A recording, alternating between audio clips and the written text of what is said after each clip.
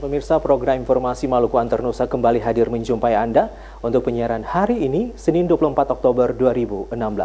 Tim redaksi kami telah menyiapkan sejumlah liputan untuk Anda malam hari ini dan pemirsa, inilah cuplikan berita utama Maluku Antar Nusa.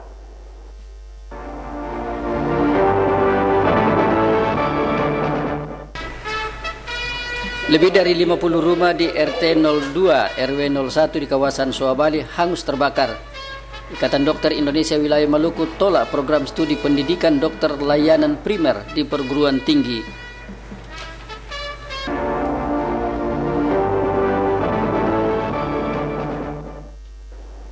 Itulah pemirsa beberapa informasi yang dapat Anda ikuti dan bersama saya Carl Tenu, inilah Maluku Antar Nusa selengkapnya.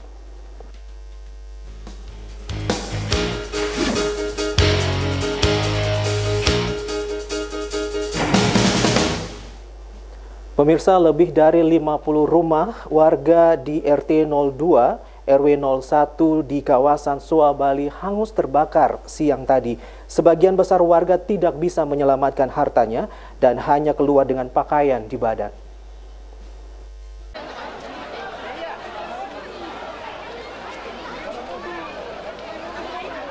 Penyebab kebakaran di RT 02 RW 01 Soabali siang tadi sekitar pukul 14 waktu Indonesia Timur belum diketahui pasti. Namun kuat dugaan kebakaran tersebut akibat ledakan kompor milik salah seorang warga di kawasan itu. Api dengan cepat menyebar dan dalam waktu singkat menghanguskan lebih dari 50 rumah warga. Dan sini datang mendengar kebakaran. Saya kira main-main pas datang ada satu rumah terbakar, katanya koslet. Setelah saya masuk ke dalam, ternyata api sudah menjalar ke atap. Nah, di atap itu tiba-tiba muncul percikan api. Nah, saya dan kawan-kawan berusaha untuk meminimaliskan apinya, tapi gara-gara kami takut dengan apinya percikan listriknya, jadi keluar dari jendela. Setelah kami keluar, kita berusaha telepon pemadam kebakaran, walaupun lama tapi datang juga sekitar 3 mobil. 7 mobil unit pemadam kebakaran dan 1 unit water cannon dibantu 3 mobil tangki air dikerahkan untuk mengatasi amukan api. Namun akses masuk ke lokasi kebakaran mengakibatkan sulitnya pemadaman. Petugas pemadam dibantu aparat TNI, Polri, dan masyarakat setempat terpaksa berjibaku memadamkan api. Lokasi kebakaran memang terletak di wilayah yang padat pemukiman warga. Rumah-rumah di sekitar lokasi itu berdempetan yang memudahkan api cepat menyebar. Sebagian besar warga yang rumahnya terbakar tidak bisa menyelamatkan harta bendanya dan hanya menyelamatkan diri dengan pakaian di badan. Hingga berita ini diturunkan, belum diperoleh data pasti jumlah kerugian akibat kebakaran tersebut. Tim Liputan TVRI Maluku melaporkan.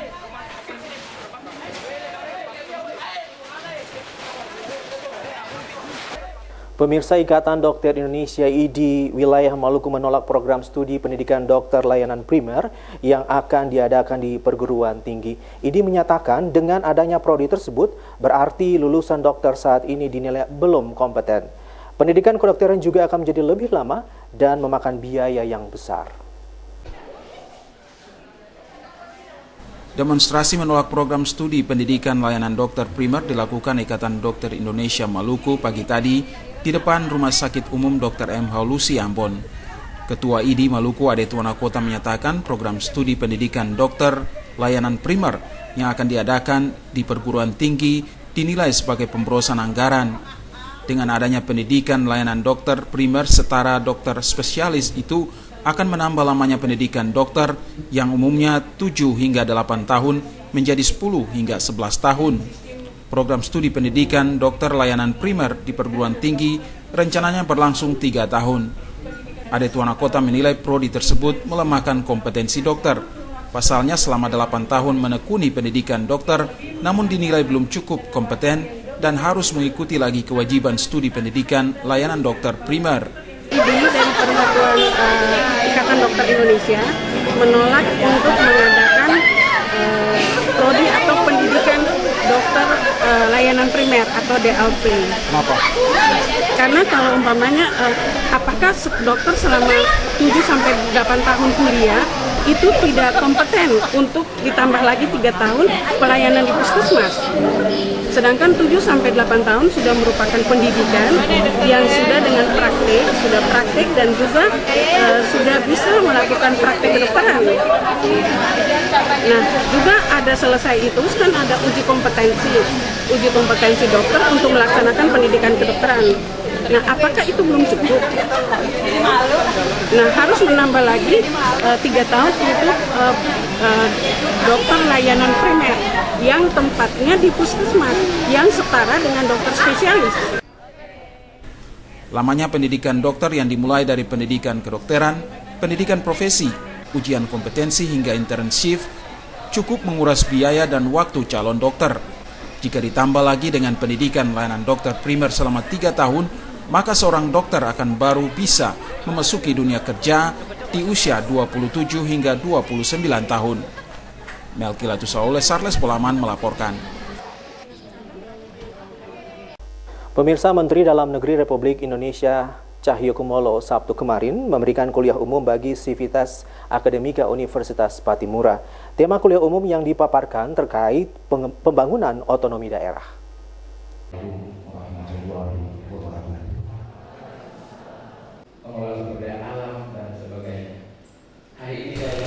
Dalam lawatannya ke Ambon akhir pekan kemarin, Menteri Dalam Negeri Republik Indonesia Cahyokumolo menyempatkan bertatap muka sekaligus memberikan kuliah bagi Sivitas Akademika Unpati Ambon. Pembangunan otonomi daerah jadi materi kuliah umum yang disampaikan. Menteri Dalam Negeri Cahyokumolo mengatakan, perkembangan otonomi daerah harus terprogram dengan baik, terutama untuk memperkuat kebijakan pembangunan daerah. Penguatan otonomi ditopang dengan penguatan sistem tata kelola pemerintahan yang baik dan bersih. Menurut Mendagri, untuk mencapai itu maka peran perguruan tinggi sangat diperlukan.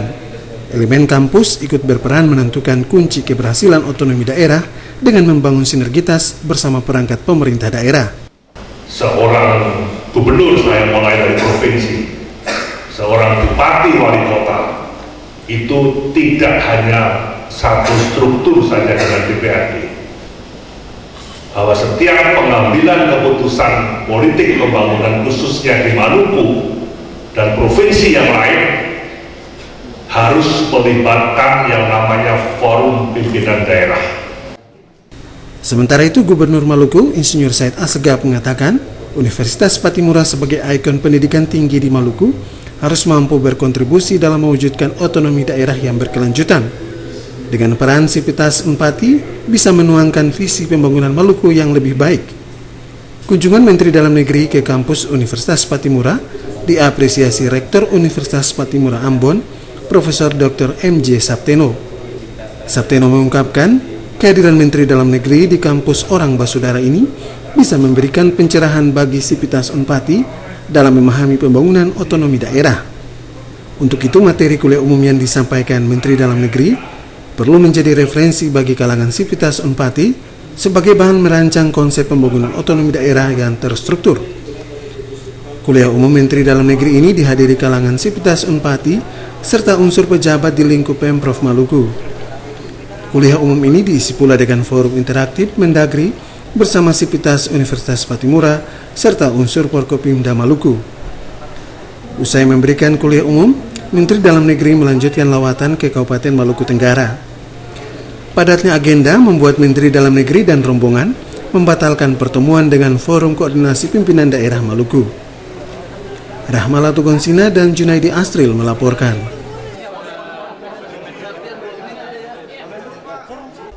Pemirsa, pasangan bakal calon wali kota dan wakil wali kota Ambon Richard Lohena PC Syarif Hadler tidak menghadiri pleno KPU dalam rangka penetapan pasangan calon.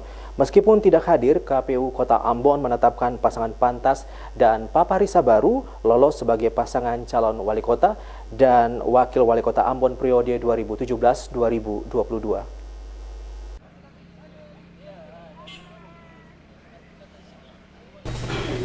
Komisi Pemilihan Umum Kota Ambon melakukan rapat pleno penetapan pasangan calon wali kota Ambon dan wakil wali kota Ambon periode 2017-2022. Pleno KPU tersebut hanya dihadiri pasangan bakal calon wali kota dan wakil wali kota Ambon, Poli Kastanya Sam Latukonsina.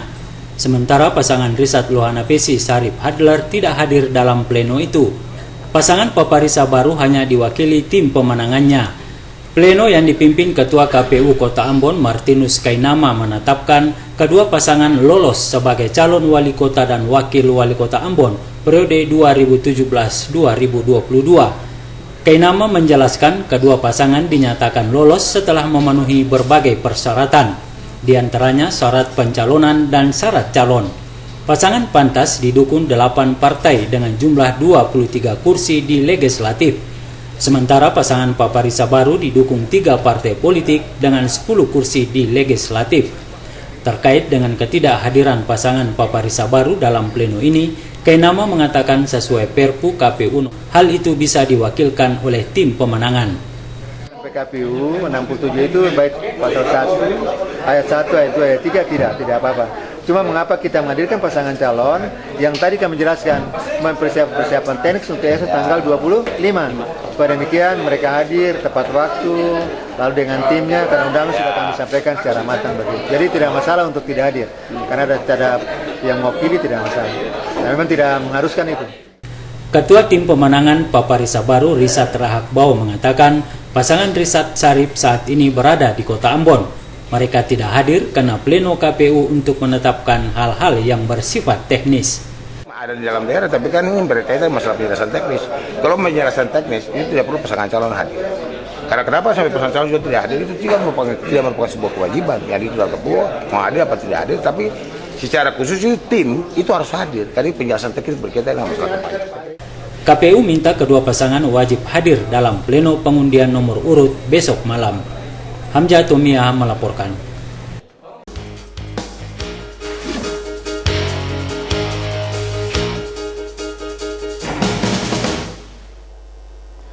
Pemirsa, dalam mengatasi berbagai permasalahan di Kota Ambon harus dilakukan dengan mengedepankan program pro rakyat.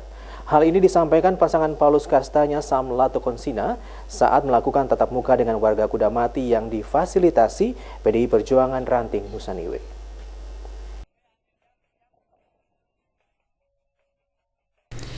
Dalam tatap muka yang difasilitasi PDI Perjuangan Ranting Nusaniwe, pasangan Paulus Kastanya Sam Latukonsina menguraikan program pro rakyat yang akan dikedepankan dalam mengatasi berbagai permasalahan yang ada di Kota Ambon. Paulus Kastanya menyatakan keempat program pro rakyat yang akan dilakukan pihaknya, yakni pembangunan lapangan kerja yang luas, pendidikan dan kesehatan berkualitas, harga kebutuhan pokok yang terjangkau, serta pasar dan terminal yang layak. Untuk pembukaan lapangan kerja yang luas, pasangan pantas akan melakukan peningkatan investasi baik itu PMDN maupun PMA di bidang perdagangan dan jasa untuk penyertaan tenaga kerja, optimalisasi layanan prima perizinan satu pintu, pengembangan ekonomi kreatif, dan peningkatan kapasitas usaha rumah tangga. Dalam bidang pendidikan dan kesehatan akan dilakukan pemerataan dan distribusi guru berdasarkan kompetensi serta layanan kesehatan pada setiap puskesmas kecamatan. Sementara Sam Latukonsina menguraikan tentang harga kebutuhan pokok yang terjangkau akan dilakukan melalui pengendalian jaringan dan mata rantai pemasaran yang panjang dan operasi pasar secara rutin untuk menjaga kestabilan harga kebutuhan pokok. Untuk pasar dan terminal yang layak, Sam Latukonsina bersama Paulus Kastanya menegaskan jika terpilih memimpin Kota Ambon, pihaknya akan melakukan penataan dan pengelolaan agar masyarakat nyaman beraktivitas. Dalam tatap muka warga Kudamati Bersatu untuk Pantas, Sekretaris DPC PDI Perjuangan Kota Ambon Japri Taihutu menyampaikan komitmen PDI Perjuangan dan koalisi partai politik pengusung untuk memenangkan pasangan Paulus Kastanya Sam Latukonsina dalam pilkada mendatang. PDI Perjuangan sebagai bagian integral dari koalisi partai politik pendukung Pantas, menurut Japri Taihutu, terus melakukan konsolidasi internal dalam bentuk Operasi Juang Amboina. Boynahrum Unga melaporkan.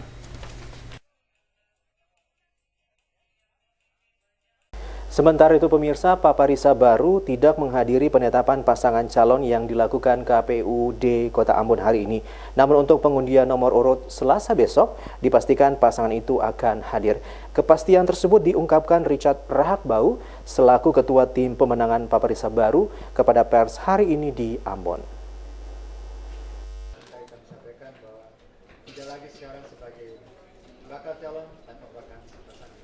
Ketua Tim Pemenangan Paparisa Baru Richard Rahakbau menegaskan tidak ada aturan yang mengikat pasangan calon harus menghadiri penetapan oleh KPUD.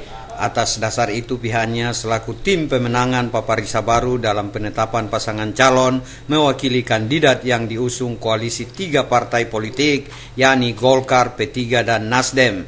Rahakbau menyatakan sebagai Ketua Tim Pemenangan, dirinya mewakili Paparisa Baru dalam penetapan yang dilakukan KPUD Kota Ambon. Ketidakhadiran Paparisa Baru dalam penetapan di KPUD Kota Ambon karena kesibukan dari pasangan calon. Kendati dalam penetapan pasangan calon oleh KPUD Kota Ambon, Richard Lohanapesi Syarif Hadler tidak hadir, namun untuk pengundian nomor urut dipastikan mereka akan menghadirinya.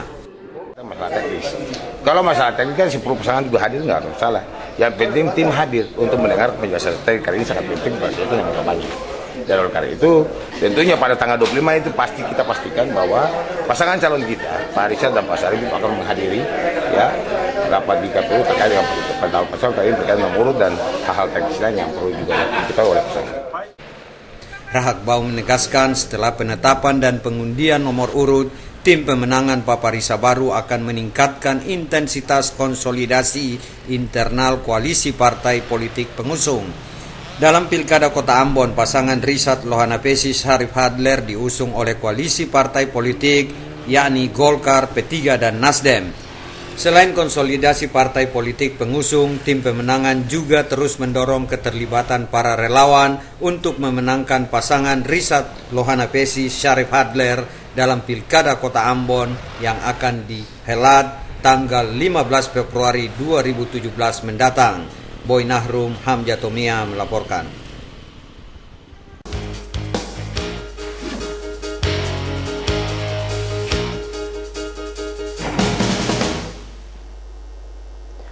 Pemirsa, Konsultan Citra Indonesia merilis hasil temuan mereka pada Pilkada Kota Ambon. Rilis dengan judul Kepuasan Kinerja Incumbent dan Peluang Penantang disampaikan kepada media massa kemarin. Merilis tersebut, lembaga survei Konsultan Citra Indonesia mengaku hasil temuan mereka pada kurun waktu 29 September hingga 5 Oktober 2016 memperlihatkan beberapa hal. Salah satunya tingkat kepuasan publik Kota Ambon yang tinggi terhadap Richard Lohanapesi. Menurut KCI, hal ini berimbas pada elektabilitas pasangan Richard Syarif. Tingkat kepuasan kinerja Richard Lohanapesi disebut mencapai 85,9%. Sesuai hasil itu, KCI menyebutkan jika pilkada dilaksanakan pada Oktober 2016, pasangan Richard Syarif akan memperoleh suara 51%. Kepuasan terhadap Richard Lohanapesi juga tinggi pada 3 partai pendukungnya. Disebutkan bahwa pemilih Partai Golkar mengaku puas 90%, P3 80%, dan Nasdem 80%. Namun demikian, KCI mengakui bahwa masih 115 hari lagi untuk menuju pilkada. Dengan demikian, kedua pasangan memiliki peluang yang sama untuk stagnan atau merangkak naik. Naik turunnya suara masing-masing kandidat menurut KCI ditentukan 3 hal, yakni tidak adanya blunder politik kedua kandidat, kekuatan isu yang tepat menyasar pemilih, dan kekuatan konsolidasi akar rumput. Menurut KCI, sesuai hasil survei tersebut, pemilih yang belum menentukan pilihan atau swing voters di Kota Ambon masih cukup tinggi, yakni 15,5%. Sarles Bolaman melaporkan. Pemerintah Kota Ambon kini melakukan revitalisasi Pasar Mardika. Hal itu dilakukan karena daya tampung Pasar Mardika saat ini sudah melebihi kapasitas.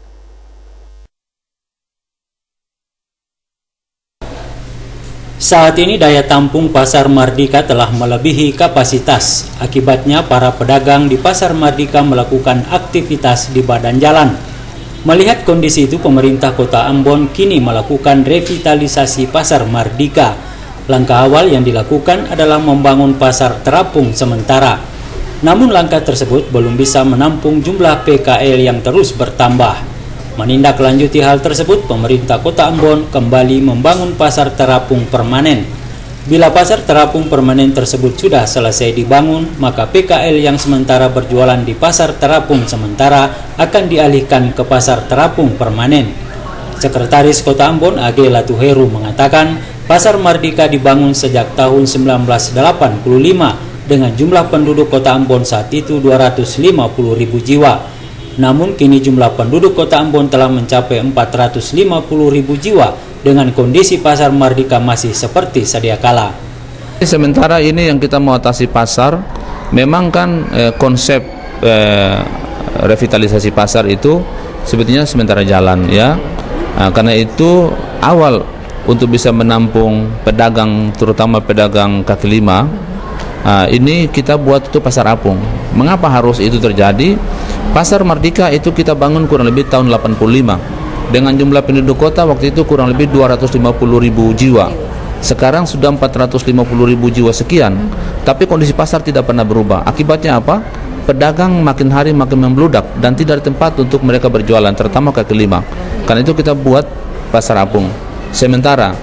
Sekarang ini kan sementara kita buat pasar rencana sementara dibuat pasar apung permanen. Kalau ini sudah selesai dibuat, itu berarti kita bisa beralih. Jadi mereka yang kita tampung di pasar apung sementara kita alihkan ke pasar apung yang permanen itu. Ya memang kegiatan revitalisasi terus dia. Selain melakukan revitalisasi Pasar Mardika, pemerintah Kota Ambon juga mendorong pembangunan pasar di 5 kecamatan di Kota Ambon. Hal itu dilakukan agar bisa menampung PKL yang berjualan di pasar tumpah seperti yang terjadi di depan SMK 3 Waheru. Sementara terkait dengan pasar yang sudah dibangun tapi belum ditempati, pemerintah Kota Ambon akan melakukan analisis terhadap pasar tersebut. Frida Raiman Hamzah melaporkan.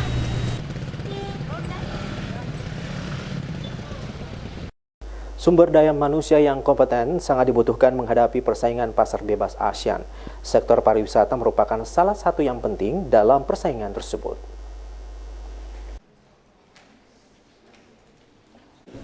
Staf ahli Menteri Luar Negeri untuk isu-isu strategis Jauhari Oratmangun menyampaikan hal itu pada kegiatan public speaking mengenai masyarakat ekonomi ASEAN di kampus Fakultas Hukum Unpati Senin pagi.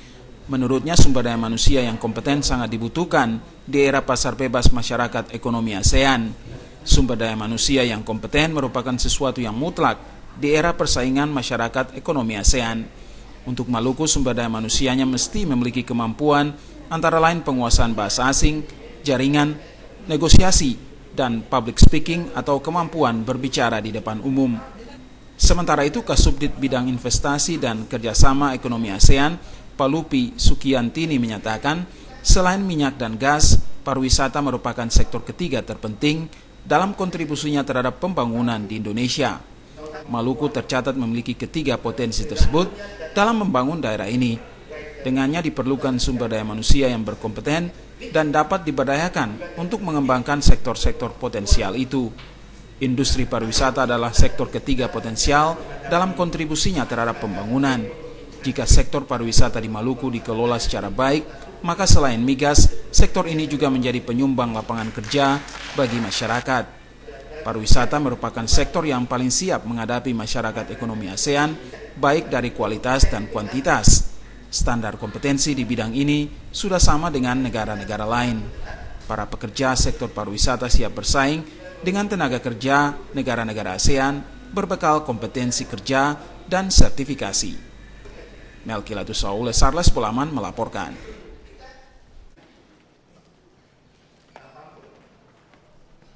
Pemirsa, Kepala Bagian Tata Usaha Kementerian Agama Provinsi Maluku Jamaluddin Bugis mengatakan, momen Hari Santri Nasional yang diperingati setiap tahun merupakan peristiwa bersejarah bagi bangsa Indonesia.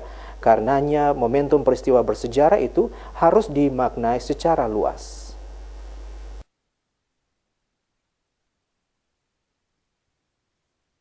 Peringatan Hari Santri Nasional kedua tanggal 22 Oktober tahun 2016 diperingati dalam bentuk upacara bendera dipimpin Kepala Bagian Tata Usaha Kementerian Agama Provinsi Maluku.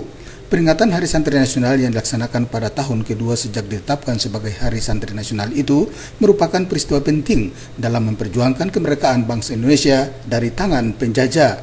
Peristiwa bersejarah tersebut menggambarkan para santri kala itu ikut dalam pergerakan nasional dalam mewujudkan cita-cita kemerdekaan bangsa yang telah diraih saat ini.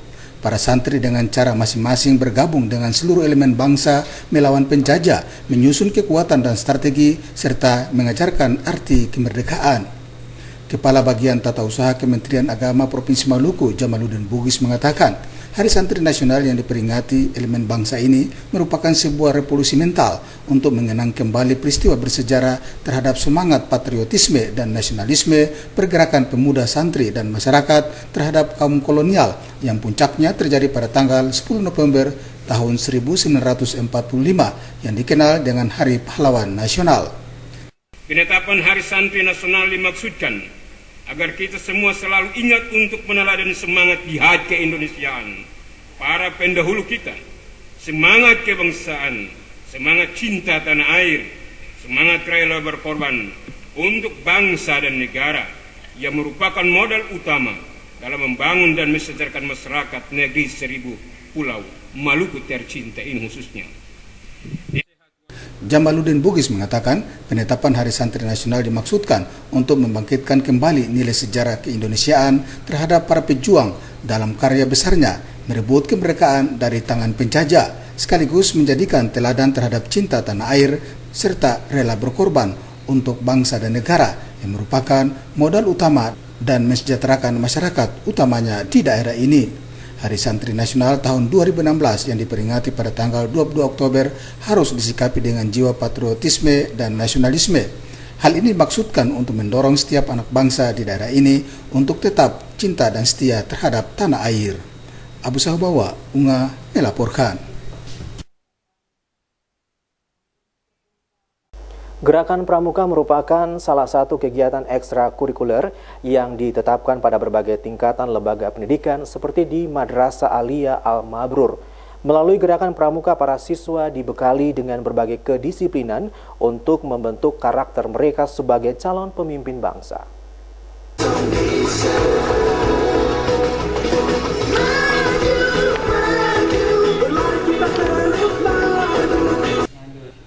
Perkemahan pramuka yang digelar oleh gugus depan Sultan Hasanuddin berlangsung di bumi perkemahan Madrasah Aliyah Al-Mabrur di kawasan Wailela, Desa Rumah 3 Ahad pagi. Perwakilan Majelis Pembimbing Ranting Teluk Ambon Udin Umar Sangaji mengatakan, perkemahan pramuka Madrasah Aliyah Al-Mabrur dapat menambah wawasan peserta didik utamanya di bidang kepramukaan. Umar Sangaji menyatakan melalui event ini para peserta harus mampu membangun komunikasi dan rasa kekeluargaan untuk mewujudkan generasi muda Maluku yang berkualitas dan bermartabat. Umar Sangaji berharap melalui perkemahan pramuka Madrasah Aliyah Al-Mabrur dapat membangun kemandirian dalam bingkai persatuan menuju generasi muda yang unggul dan berintegritas. Kepala Sekolah Madrasah Aliyah Al-Mabrur Sabarudin mengatakan, Gerakan Pramuka melalui Lomba Lintas Alam dan Ajang Kreativitas Pramuka kedua tahun 2016 mampu mewujudkan generasi muda yang berwawasan luas utamanya di bidang kepramukaan. Menurut Sabarudin, kegiatan kepramukaan sangat penting dilakukan di sekolah. Melalui kegiatan kepramukaan mampu membina mental, moral, dan disiplin kepada anak didik. Sabarudin berharap perkemahan pramuka di bumi perkemahan MA Al-Mabrur dapat berguna dalam mengembangkan pengetahuan, utamanya pendidikan karakter yang berbudi pekerti. Itu tujuannya pertama menciptakan generasi muda untuk ke masa depan, di mana ajang kreativitas ini selain mengikat pada kurikulum 2013, selain itu juga meningkatkan kompetensi dari siswa itu sendiri, terutama kemandiriannya, rasa kekeluargaan, dan rasa kebersamaan di antara sesama madrasah ataupun sekolah menengah pertama. Perkemahan pramuka di gugus depan Sultan Hasanuddin diikuti 11 gugus dari Kota Ambon, Maluku Tengah, dan Seram bagian Barat.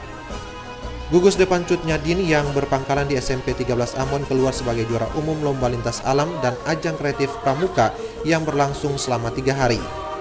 Panile Tahid melaporkan. Langsung selama 3 hari. Panile Tahid melaporkan. Pemirsa, reuni menjadi agenda khusus tiap sekolah untuk menghimpun kembali alumni dari berbagai angkatan. Dari ajang temu kangen ini, para alumni berbagi pengalaman untuk mengembangkan alma mater mereka.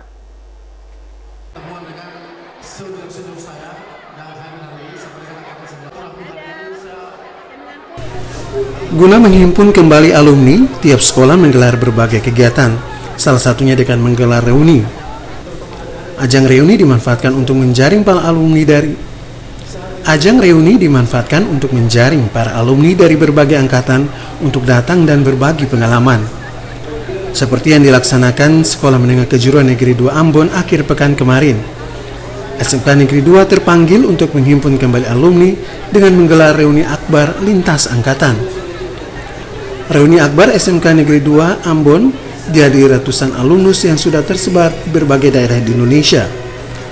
Momen reuni ini pun dijadikan ajang untuk merajut kembali kebersamaan di antara alumnus.